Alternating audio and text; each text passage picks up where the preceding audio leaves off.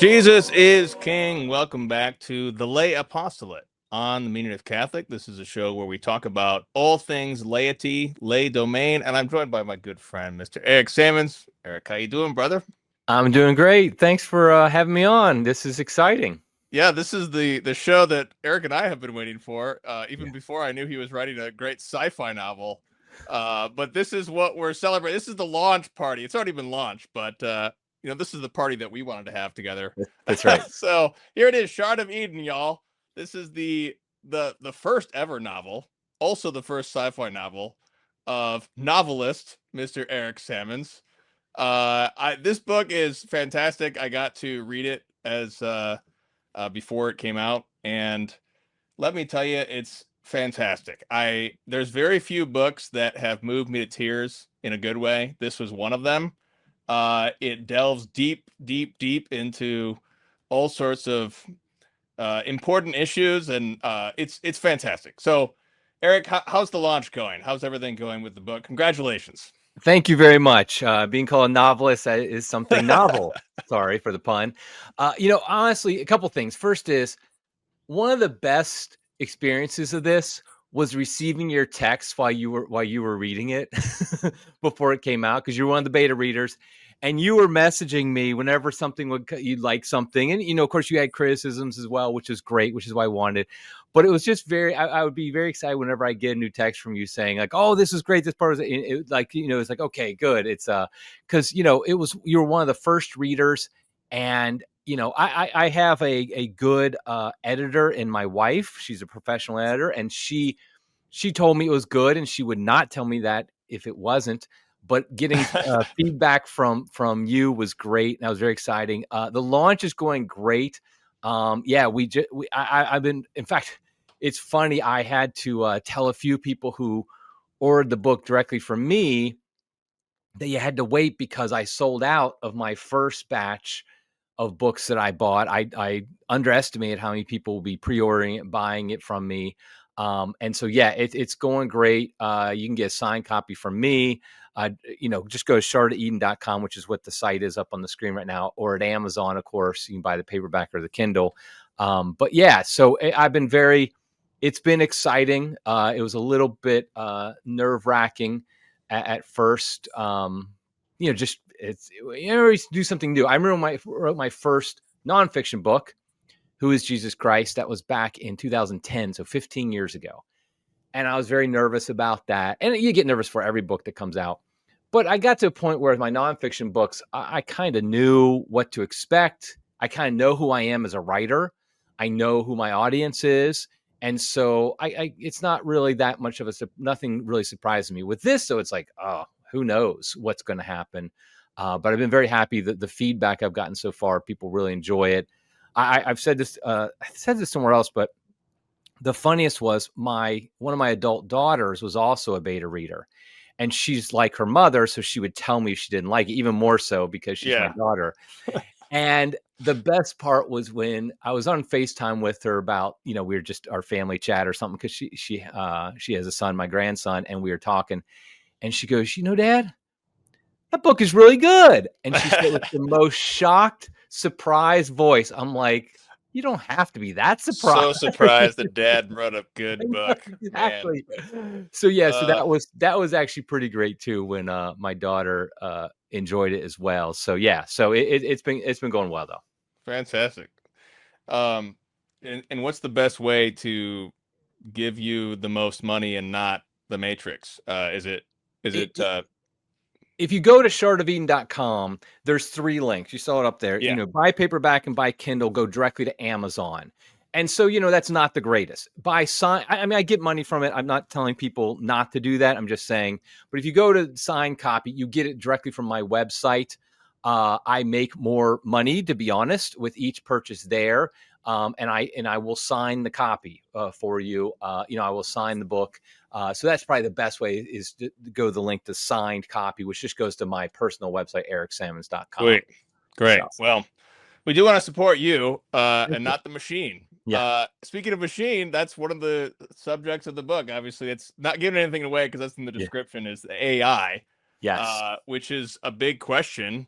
I wanted to. So the broad topic here is the aesthetics of science fiction. Aesthetics is the philosophy of beauty. So it discusses what is art, how do you make art, and this is obviously literature, but it's a particular kind of literature that just cropped up in the past 100 years or so. Um, and so do you want to give us any teasers about why people should read the book? Yeah, so basically, I mean, I'm a big science fiction fan. My wife doesn't want me to call it science fiction because in her mind, okay, my wife is just like a normal person, unlike us. So she's not, she would never call herself a science fiction fan, but she really liked the book. And I know that's completely biased, but like she liked it and she does not like reading science fiction.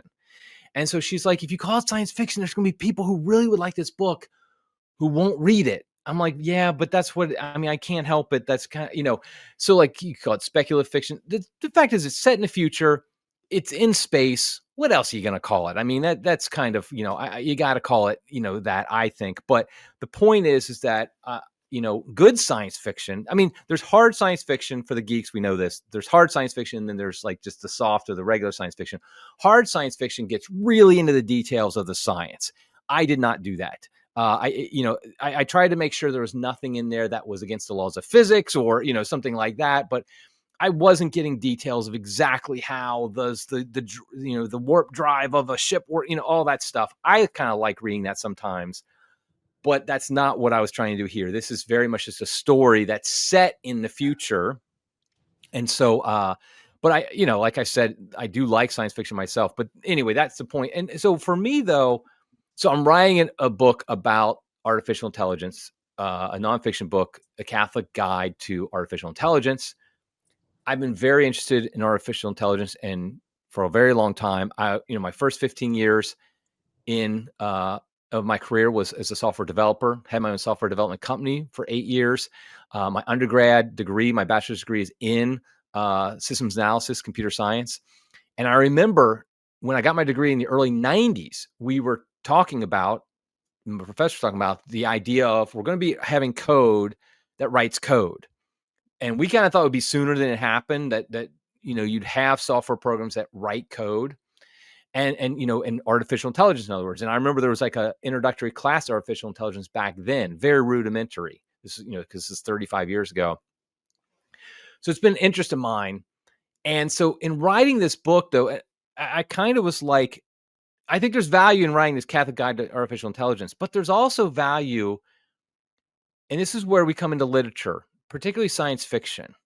Science fiction often is a way to see our world today by looking into the future. Kind of like the idea is, okay, if we continue on the path we're on now, what is a possible future? Now, of course, dystopian literature often does, what's the worst case scenario? My book isn't really dystopian, nor is it utopian. It, has some dystopian elements, in it. But it's really a matter of what does it mean to be human? What does it mean to have machines that work for us and potentially we work for them? And what's the purpose of artificial intelligence? Those are some of the issues that I address in the book, in Shard of Eden, but in a story format. One of the things I don't like when the message becomes too much of a book, where it's obvious that the author's just trying to preach to you, and he throws a little story in there as well. No, I want to tell a story, but I do think good literature leaves you thinking afterwards, like, okay, what are some of it leaves you thinking a little deeper than just like, oh, that was a good story. And so that's really what I was trying to do here with Shard of Eden, was particularly the issue of artificial intelligence is very key in the book, in the novel. There's other key elements, but that's one of the biggest ones. And because in the book, this isn't a spoiler, you find this out literally in the first pages, it's set about 20 years after an AI revolt, a war between machine and man that goes on for about 10 years, and the humans do win, but now the world is recovering from that and the implications of that. And one of the big debates in this world is, okay, do we just jettison all AI? Because look what they did to us. They caused this, terrible war. Or do we try to make AI work for us? And I'm not, and what I try to do in the book is, I'm not saying there's a right answer. What I'm saying, I'm letting the different characters kind of give their views. I have characters there that are very much on the side of let's just get rid of it all. Characters that are on the side of let's try to adapt it and use it for our purposes. So those are some of the things that go into in a story that drives it home. Like I said, I really try not to preach, but I do think those good stories are about us, about real life. In real life, we have these issues and we talk about this stuff and we try to work it out. So Yeah, it seems to me that there is some essence of what makes a good story, like you mentioned a little bit. Um, and there are some messages where they're trying to preach too much. Can you elaborate any more about what makes good literature? We have, and particularly for the fact that lay people do literature in particular far more often than clerics. It's kind of a lay domain, and also the Bible is a bunch of stories, and God communicates to us via story. So, can you elaborate on more what makes a good story, what makes a not so good story? yeah, I think that the part about the Bible being full of stories, I think that's very important. When God decided, okay, how am I going to reveal myself to my people in written form? He didn't give us a catechism. And I think that's very important to note. I'm writing a Catholic Guide to Artificial Intelligence. That's not, and I'm happy to do it, and I hope people will buy the book, and I think it'll be very helpful. But that's not how God decided to really teach us. He didn't say, okay, I'm going to give you a catechism. Instead, he basically just had us write down stories of how he interacted with us, how we rejected him, how we followed him, all those things. That's really what the Bible is. I mean, yes, there's wisdom in literature in there. There's the letters of St. Paul, but even the letters of St. Paul, you can tell when you read Paul's writings, his preaching was mostly telling stories. He tells the story about himself, how he persecuted the followers of Christ, and he was a Pharisee of Pharisees, things like that. So stories are the way we're built by God. That's how we learn things. I mean, look at our Lord himself. He didn't get up there and preach a theological treatise. He told parables. Yes, we had the Sermon on the Mount. I'm not like saying he didn't ever, say specific like preaching, but mostly his teaching was in parables, telling stories, in other words. And so for us as lay people, we need to recognize that evangelization, which is something I've been involved in for my whole life as a Catholic, and before I was a Catholic as a Protestant, I was the director of evangelization for a diocese. I've read a book called The Old Evangelization. And a key part of evangelization is telling stories. You tell the story of how God worked in your life. You tell a story about how God worked in somebody else's life, something like that. So stories are so important. And so when it comes to good literature, I think the key is, when you're writing a book, do you have a story first or do you have a message first? And I think you need to have a story first. I actually had the core idea for this book I had about 10 years ago. And I wrote a bunch of notes, outlined things, and I ended up just not having the time, the ability to write it at that time. But then I picked it back up and I added, and a lot of the artificial intelligence had nothing to do with the story originally. The other key part of the story, which I'm not going to talk about here because it's spoilers, that was the main kernel, and still is the main kernel back then. But then it's like in writing the story, a message comes out. I never thought though in writing it, I want to make sure I tell this or that. That's what I do in my nonfiction books. I'm like, okay, in my nonfiction books, I have an outline of, okay, what message do I want to, relay? What do I want people to learn? I'm being a teacher, in other words. In this novel, I never was thinking, my attitude was never, what do I want people to learn? What do I want to teach them? No, I was like, what story do I want to tell them that will engage them and entertain them? And in doing that, because I'm a person with beliefs and ideas and thoughts, those things seep into it and they become part of the story. but they weren't like, okay, and you see this especially in like some of these evangelical Protestant movies and things like that, like Left Behind, stuff like that. It's like a lot of these movies they make, they're like, okay, we have a message we want to give, and we're going to try to find a story to pigeonhole into it. It's like, no, it's got to be you're telling a story. And yes, a message, because any story you tell, you are telling a message. It's impossible to tell a story, a good story without telling, a message. And I think this is, of course, the great debate a little bit between J.R. Tolkien and C.S. Lewis. And like, I will be very clear. I'm a huge C.S. Lewis fan. His Space Trilogy is awesome. I, in fact, dedicate this book to C.S. Lewis and a couple others. My novel, I love C.S. Lewis. I'm not saying anything against him. However, this was the debate between Tolkien and Lewis between Lord of the Rings and Chronicles of Narnia. Chronicles of Narnia clearly is Lewis just basically trying to tell the story of Christianity in this other world. Like, what would happen if God was incarnate in in another world as Aslan, which is great. I mean, how many people have been positively impacted by it? Tolkien, however, in Lord of the Rings, that's not what he was doing. He was telling you got to dig deeper. You got to there's been books and books written about what is the message of Lord of the Rings, and there's some debate about it. But I think it's clear for people who pay attention. But it really was. And so the truth is, Lord of the Rings is a better story than Chronicles of Narnia. I just think that's objectively true. It's not, I mean, Chronicles of Narnia is still better than 99.99% of everything ever written Right. about, but it's not the same thing. And so I'm more of the let's tell a story, and a message will come out, because your message is like just who you are. Like, because like in my book, for example, everybody basically is Catholic because the world has basically converted to Catholicism because in light of all the terrible things that have happened. Most people are Catholic. The main characters are all Catholic. The Pope is part of it. There's a priest in it. But that's not because I'm like, okay, let me shove Catholicism down your throat. I'm like, no, I'm Catholic. That's who I am. That's what I know. Good storytelling is you say what you know. You tell what you know. And I know Catholicism.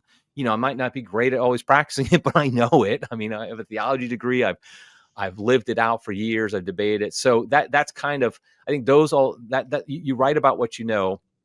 So sure, in my book, the characters are Catholic and things like that, but it's not a matter of let me just shove Catholicism down your throat. In fact, I'm hopeful that non-Catholics will read it. I've had a number of friends from high school through Facebook who, I took English class with, and we wrote, stories together, and they're buying the book, and they're not Catholic. In fact, one of them was telling me, yeah, I've fallen away from the faith. I kind of reject Catholicism. I hope your book, I can still read. I said, oh, I think you'll enjoy the book. And so, yeah, I'm hopeful that will be, because they never buy any of my books, my nonfiction books. They're not Right. going to Yeah. buy, Deadly Indifference or The Old Evangelization or Who is Jesus Christ. But they do buy that. A number of them did buy this book, and I'm hopeful they just like the story. But if it also maybe put something in them that says, hey, maybe God is real. Maybe I should, God is somebody I should think about. That'd be great too. I would love Yeah. that. Now, why should Catholics read science fiction? Okay, so I actually had an interview on my channel with M.R. Leonard. Do you know who that is? The guy who wrote Pilgrims. Have you read that No, yet? I don't know. Okay, I don't know him. Tim, you got to read it. Oh, Okay. you got. I have it. I won't grab it because it's sitting over on the other side of the room. You got to read it. Here's the pitch. I'll give you the elevator pitch. I know you're going to want to read it because I feel it's Okay. one of the best elevator pitches I've ever heard. Aliens arrive on Earth and they go to the Vatican. They speak Latin and they're Catholic. Sold. Yes, Sold. exactly. That's exactly what I thought. I was like, I'm sold. And it's a good book. It's a good book. But I can't. What was your question again? Because it had something to do Is with. it like why should Catholics read science fiction? Oh yeah, right. Okay. Like So shouldn't we just focus on Dante and right. all that So sort of thing? MR, first of all, Catholics, we need to baptize everything. If it's not explicitly evil, we baptize it. And there's basically nothing humans make just about that's explicitly evil, only evil. I mean, obviously, you don't baptize an abortion or something like that, but you know what I mean? It's like all culture we baptize. And so science fiction, and this is why I was bringing up M.R. Leonard, Michael is his name, because in talking to him, he actually fell away from the Catholic faith partly from reading atheistic, materialistic science fiction. And now that he's come back to the faith, he has a degree from MIT and stuff like this, super smart guy. He's like, I want to I want to reclaim science fiction, because historically what happened was science fiction has existed for hundreds of years, but really last 100 years is when, especially in the 1930s, after 1950s, that's when it really kicked in. The problem is that the first writers of science fiction that were really popular were very much dominated by atheists, by materialists. In fact, the main guy who ran, I can't remember his name now, who ran the magazines and stuff that kind of dominated the field, he was an atheist, materialist. He favored those books. So most science fiction, historically, since the 50s, has been written by people who basically reject God. So they write a future in which God is rejected. There is no God. Everybody acknowledges that. They think it's kind of childish to believe in God. Religion doesn't exist anymore. People don't really accept. And so most science fiction either just ignores religion completely in the future, or they denigrate it. There are notable exceptions, which are great, but that's just the reality of what happened. And this is terrible. This leads people away from the faith, because you get somebody who is maybe a science type guy, maybe a geeky guy, nerdy guy like you and me, and he likes science fiction. He reads some science fiction, and it starts to imprint in him, because they're telling a message too. Sometimes they're more explicit, like Gene Roddenberry's Star Trek. We'll get in that in a minute. He was more explicit at times, but even when they're not being explicit, it's just their worldview. Just like I said, my worldview is Catholicism, so Catholicism seeps into my storytelling. The same is true for the materialist, the atheist. And so much of science fiction has that. And I really believe, as Catholics, we can't just punt that category, that genre, and say, well, we're just going to, give that over to the atheist. No, that's ridiculous, because you have some 14-year-old kid who loves science fiction because he likes science. He likes thinking of space. He likes thinking of aliens. He likes, all that stuff. Are you just going to say, well, go read all this crap and get imbued with this atheistic worldview, and eventually you'll probably turn atheist too? So that's why we really, as Catholics, we have to, I think, reclaim every genre, make sure we have everyone, but science fiction, which is very popular. I mean, we have to remember science fiction. When I was a kid, science fiction, you're almost kind of embarrassed to let people know, because people knew you're a nerd if you did that. And you kind of didn't, but now Things have changed now. I didn't know that. well, I mean, people still know you're a nerd, but that's kind of cool now. I mean, Okay. science fiction. I mean, just think about the movies and all that stuff, and comic books. I collected comics as a kid too. I'm totally outing myself as a complete nerd. I don't Yeah, mind. I had comics. Yeah, sure. Yeah, but like you hid those from the cool kids. You didn't let people know. Now it's like there's every blockbuster movie over the past That's 15 years has true. been Yeah, based there's a on lot of. comic books. Comic books I read as a kid. So like, and I think we reclaim comic books too, by the way. I'm not, I think like comic books, should be reclaimed too. There's actually there's a guy, Eric July. He's got this comic books company he started called Ripaverse, and he's a Christian. He's not Catholic, and he's a Christian in an interesting way, because like on his podcast, he curses a lot and things like that. And so I'm not like endorsing everything about him, but I do. He couldn't stand the wokeness that was infecting the comic industry. And so he said, I'm going to create comic books that are not like that. And so like, I just think that as Catholics, we need to do stuff like that. We need to say, okay, we need to be creating, you and I, our job, our full-time job is what? It's critiquing, it's exposing and opposing the cultural problems of today. That's what you do at 1 Peter 5, meaning Catholic Pelican. That's what I do at Crisis. And I think that's important. I wouldn't do it full time if I didn't think it was important. But we also have to create alternatives. As Catholics, we have to create alternative cultures. And it's not just because I feel like and this is especially true for trads. And, I'm sorry, but I'm going to talk to our fellow trads, is we have this knee jerk reaction of like, okay, this is evil. We're going to have nothing to do with it. A kind of a purity spiral. This is our danger we have. On the normie side, their danger is they just embrace it unquestioningly. And they're like, oh, it's not that bad. It's got this good, whatever.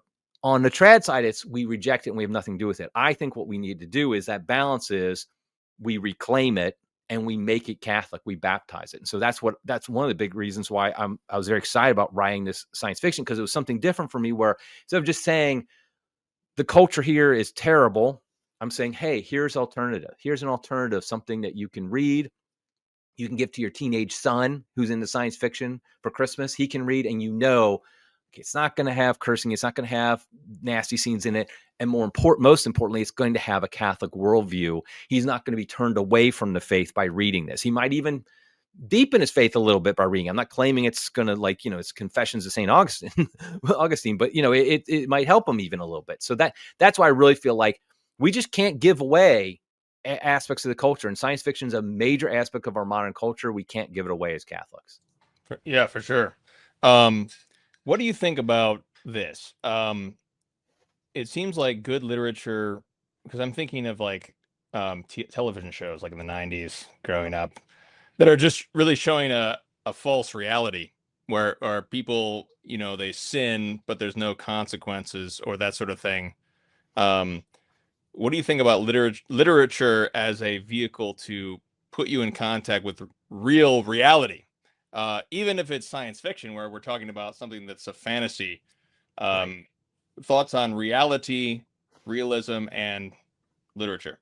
Yeah. Well, one thing about science fiction, people, they might get hung up on the scene, but really it's just a setting for a story that tells stories about the human condition. That's what good science fiction is. I like the, like I said, I like the hard science fiction. It's geeked up on some of the details, and that's fine because it makes it more realistic. I mean, realistic in that sense of like, okay, the science actually works like this, something like that. But ultimately, that's almost an aside. It's really what is the story of the human condition of people. And I think the key here is like, okay, here's one example. I remember 9/11. I was living outside Washington, D.C., not far from, the Pentagon got hit, of course. And so it was a big deal everywhere, of course, but it was a big deal where I was living because I was like, oh, shoot, it could happen. It happened here. That happened on Tuesday. I remember George W. Bush, the president at the time, he called for like a national day of prayer. And all the Catholic churches had mass at noon on that Friday, a couple days later. And like other churches, Protestant stuff did the same thing. I went to mass at a local parish down the street from where I worked. This was outside DC, and it was standing room only, and it was a huge church on a Friday at noon. And what I heard was it was like that around the country. That was the reaction people had immediately in the aftermath of this tragedy. Is people flocked to God. They returned to God, and they realized, okay, we need something more than this world. We need to depend on God. However, when you watch the vast majority of movies, TV, read books, when there's a huge crisis, some major thing happens, it almost never shows people reacting like that. People turning to God, people praying, people going to church, going to mass, whatever the case may be. It just ignores that when that's exactly what humans actually do.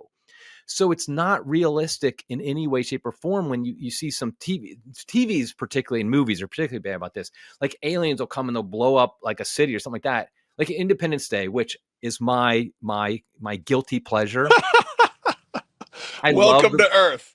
yeah, I love the movie Independence Day, and I love it as it is. I'm not trying to act like it's some great, great thing like that. It was something my son and I, but we both love. But anyway, but the aliens do all this stuff, and you see you have one scene where a Jewish guy's kind of leading some people in some prayers, a couple people, but there's no real sense of like religion. And like that's so common, and you see it all the time. And so I think that's an example of, when we tell stories about the human condition, how would people really react in these situations? How do people actually act in these situations? So I think those are things that we want to tell in stories, and that's people identify with that. And maybe then they'll be like, it maybe even tell the story in such a way that they're like, I need to think a little more deeply about these issues than I would have otherwise. Yeah, it seems like good literature moves your heart because it's presenting persons who are dealing with whatever, and they're dealing with it in reality, in real life, in the sense that they're acting like real human beings would act in a situation, which Right. moves you. And that's what captivates you for the story. So, why do you like Star Trek so much? Because it's totally atheistic. Okay, What's so wrong with you? Star Trek, that is the big thing. Okay, first of all, that's what I got started on. I remember when I was a kid, I grew up in I was born in the early 70s, grew up in the 80s. And I remember as a kid, this was probably maybe I was 12 years old, something like that. So early 80s.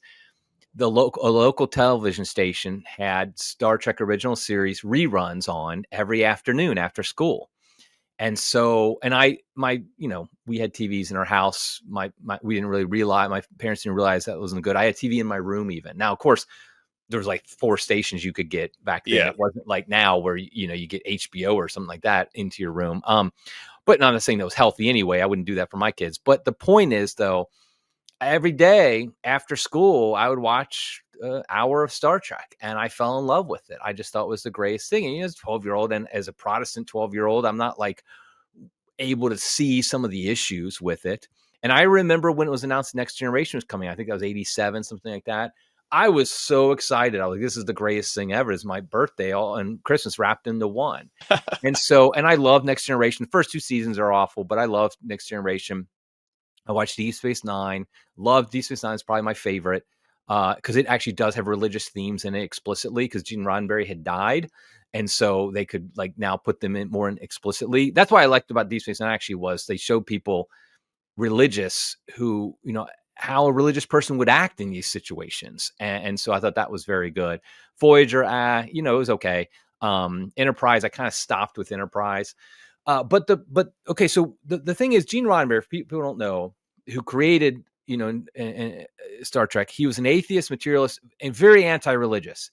His future was one in which basically original sin doesn't exist anymore. It's outlandish. I mean, economies don't work like they actually work in real life, and there is no religion. I mean, it's completely farcical. And that's what, as I got older, I wasn't sure was more offended by the religious aspects or the economic aspects of it. Because he made like there's no money and somehow when humans discover warp drive and all of a sudden they meet other aliens, now all of a sudden they don't have like peace and prosperity, just all of a sudden happens, like they don't have these original sin anymore. It's crazy. And so I like Star Trek though because at its best it's very good at telling stories. It's very good at it's very good at its best of really real life people in these crazy scenarios. They're on the other side of the galaxy meeting some alien or and they're beaming down to planets and all that stuff. Okay, yeah, all that stuff. I like it, but I understand not everybody might like it. But like my wife, I got her to like Star Trek, and she's, like I said, she's not a science fiction fan, but she enjoys Star Trek as well. At least she tells me she does, and that's good enough.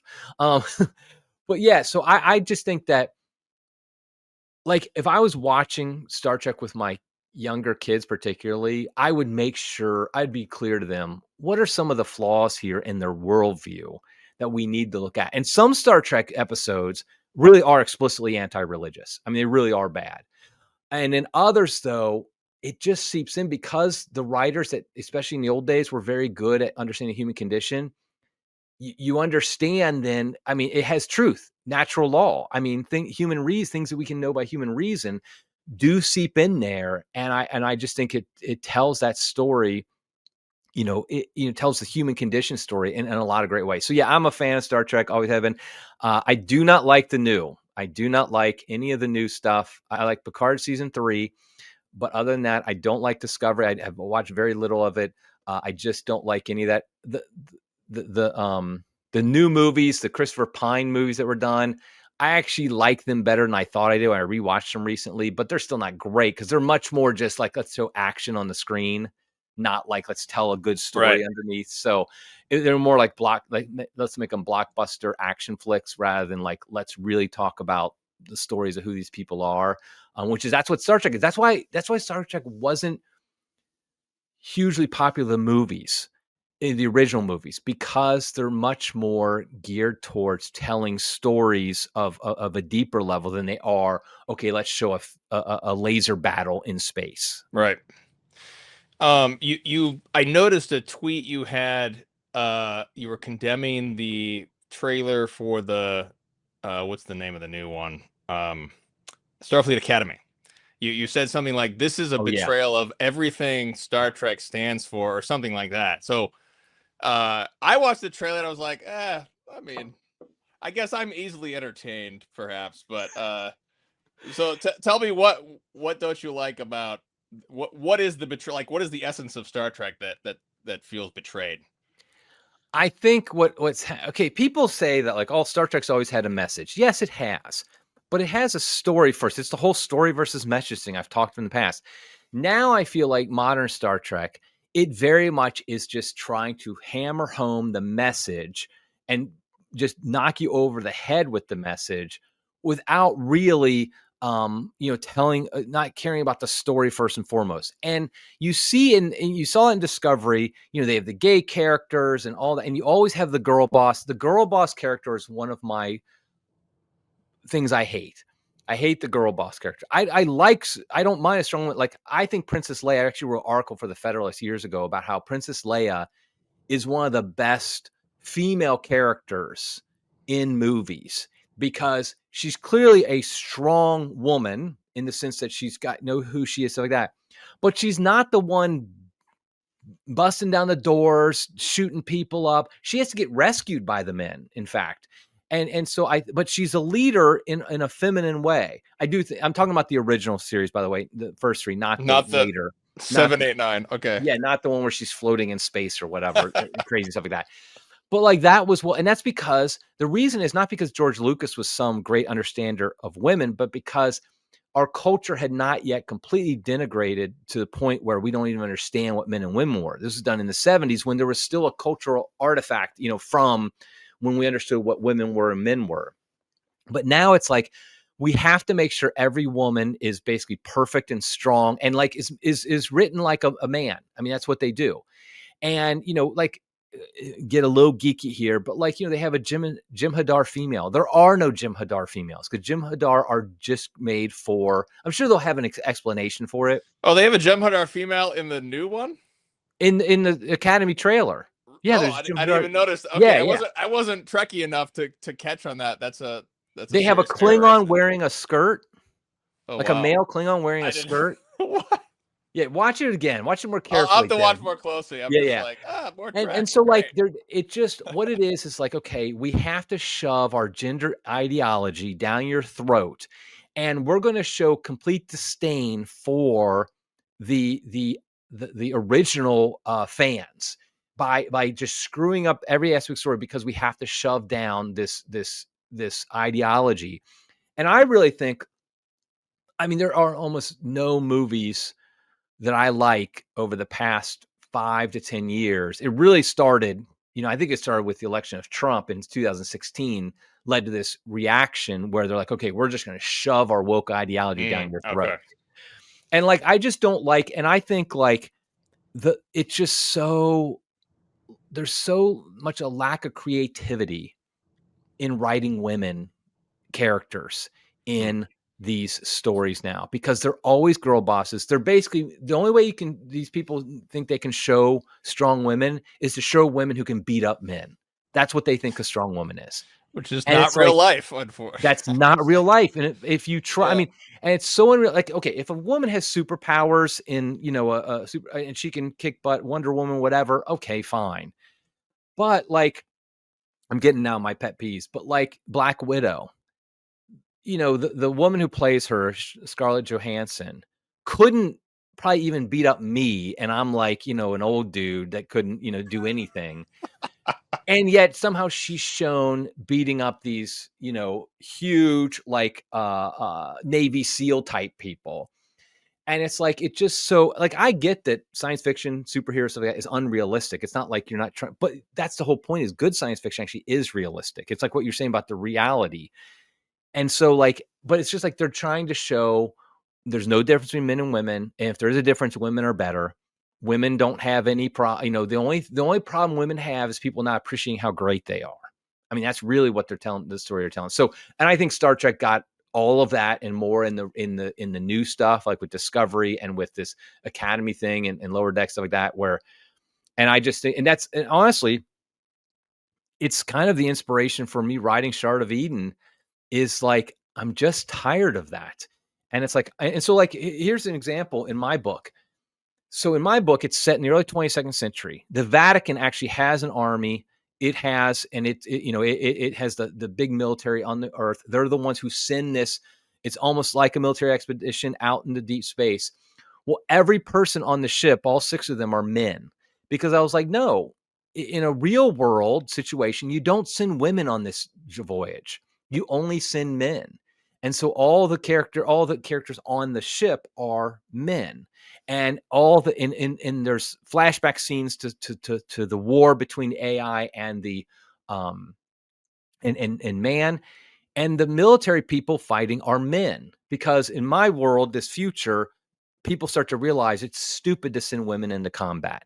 Real And life. so it just doesn't work. And so that's I mean, in my setting, I'm like, I want to make this actually realistic in that sense, not like this fake, okay, a woman who weighs a buck 20 can beat up some, 250-pound all muscle guy or something like that. It's got to be realistic in that sense. So that was, I consciously thought of that when when I was writing Shard of Eden, was like, okay, I'm not going to put like women in military roles, because in my future, again, the Vatican has come to its senses, first of all.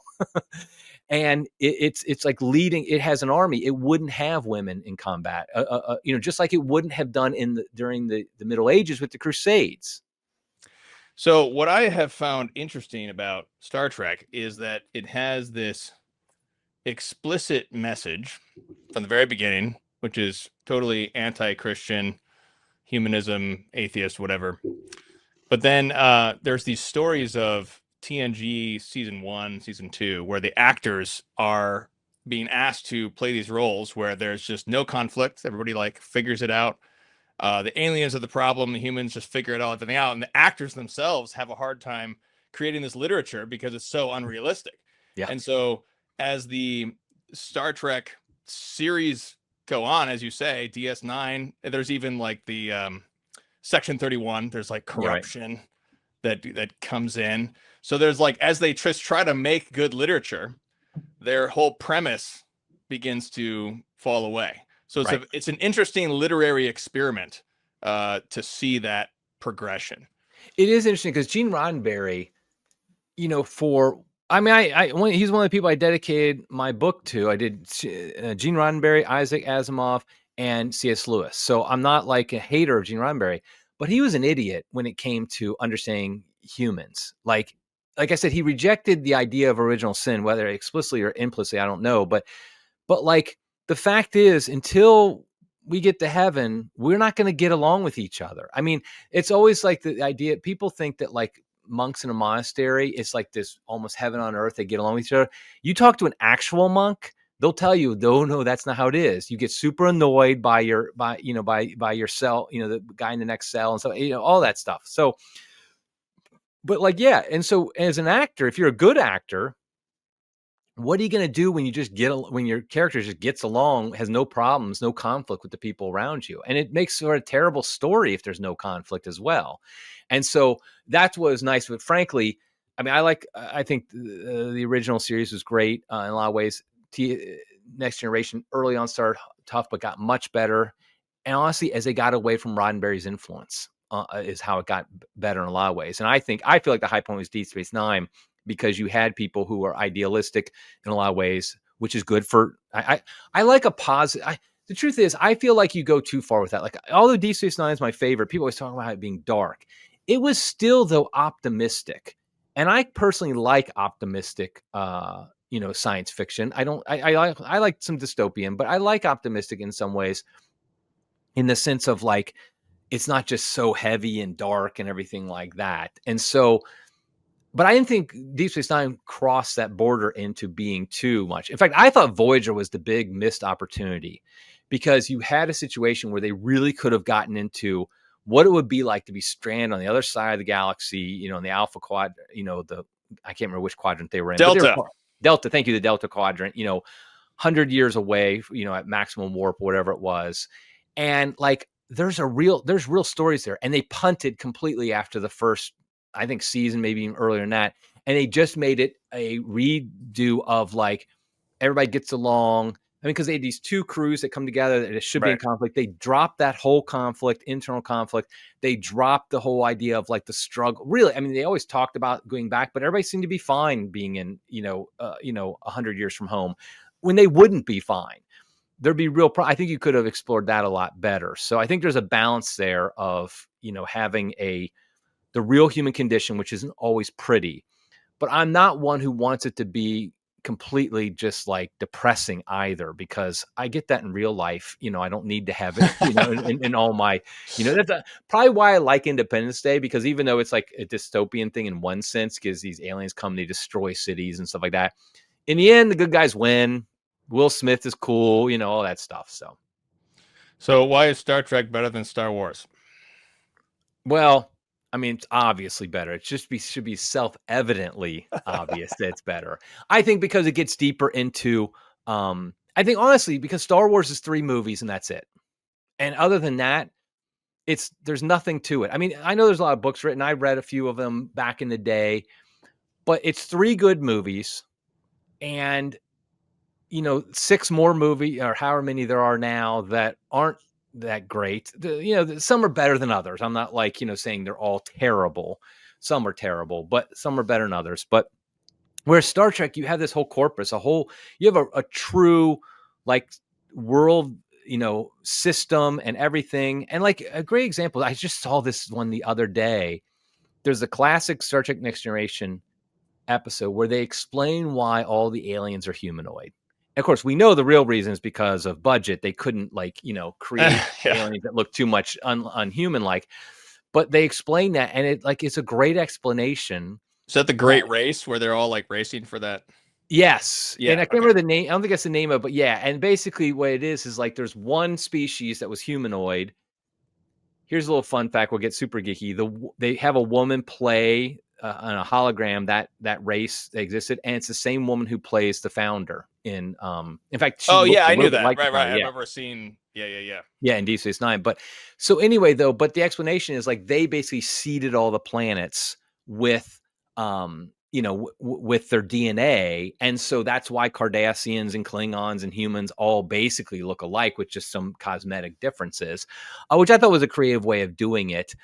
Yeah, we can have some issues of like, how God fits into that. And I get that. But like, but I think Star Trek just it's better human stories. And I think some of that just because it can go deeper, because we're talking, 3 seasons of original series, 7 seasons of the rest of all this stuff.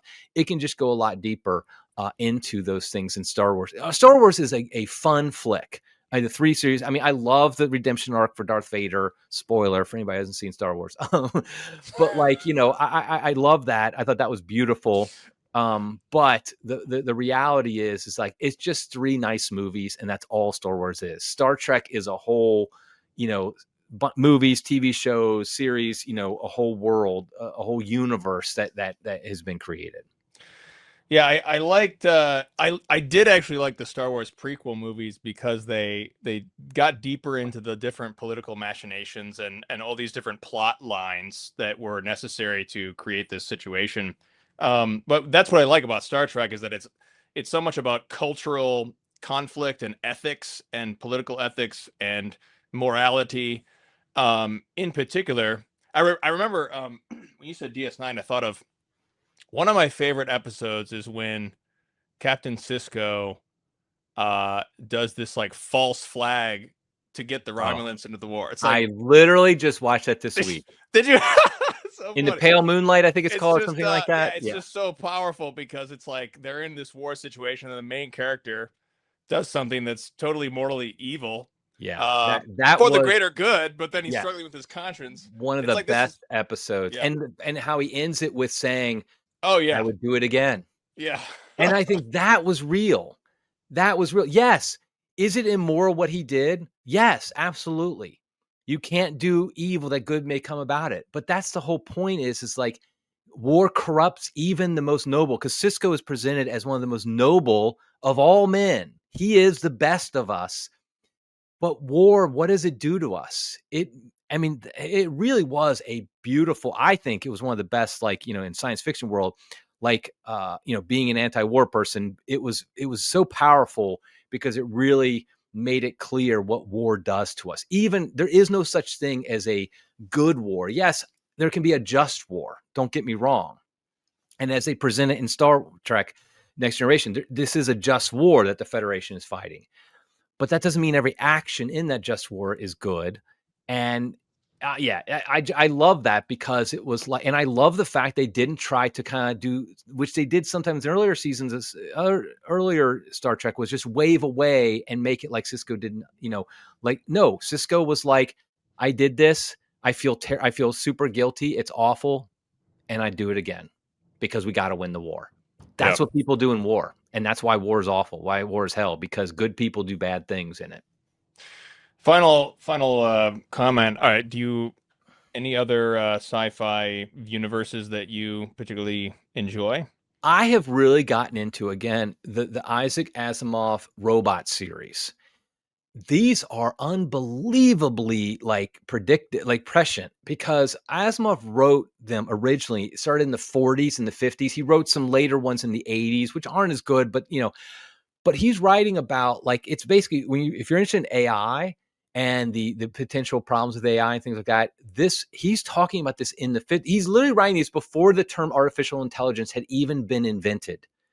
And he's doing such a good job of kind of talking about the challenges of machines that can think and what does that mean for us.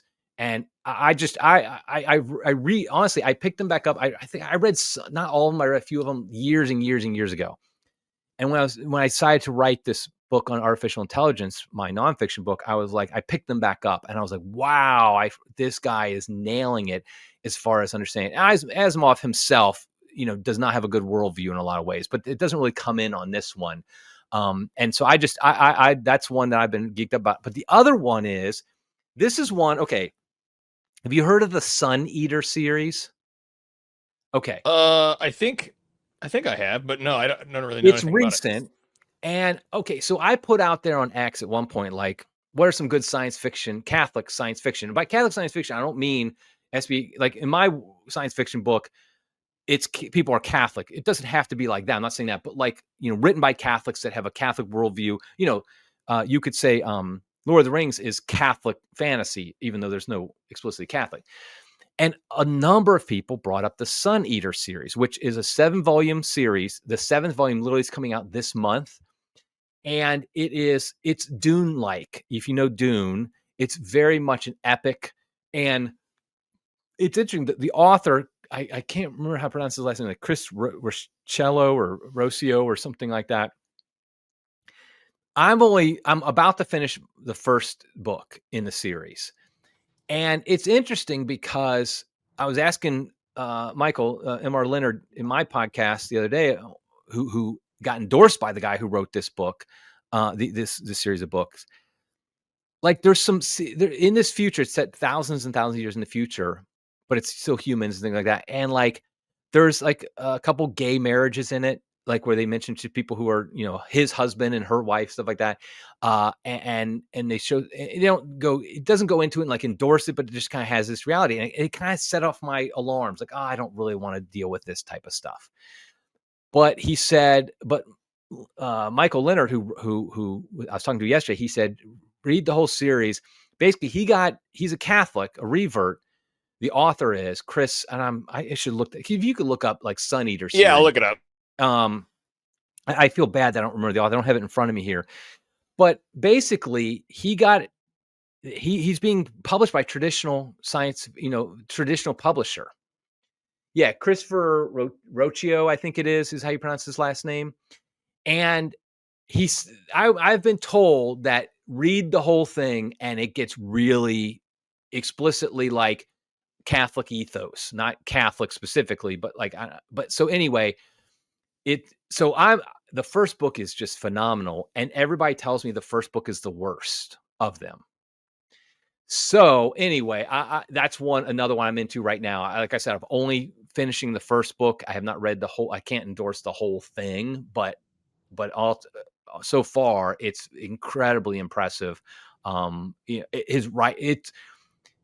is such a talented writer. I mean, like, I hope I am 1% as good a writer as he is. I mean, that's how good I think this is. So, Fantastic. Cool. So, all right. Well, everybody check out Shard of Eden. Buy your signed copy while supplies last. Operators are standing by. It is wild. I mean, I was literally apologizing to people, like, and I just got my second shipment in yesterday, And so I do have copies now.